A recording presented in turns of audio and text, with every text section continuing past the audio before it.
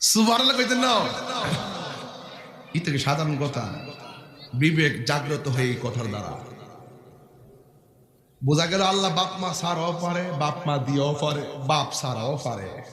সবকিছুর মালিক একজন, তিনি কে?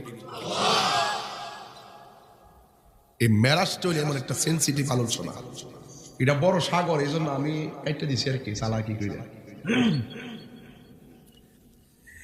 এরপরে আমার নবী রাহমাতুল লিল আলামিন মসজিদে আকসার ভিতরে গেলেন, যায়া 2 রাকাত নামাজ আমার নবী পড়ালেন। এই নামাজের দরকার আছে না নাই? 2 রাকাত নামাজের ইমামতি করলেন।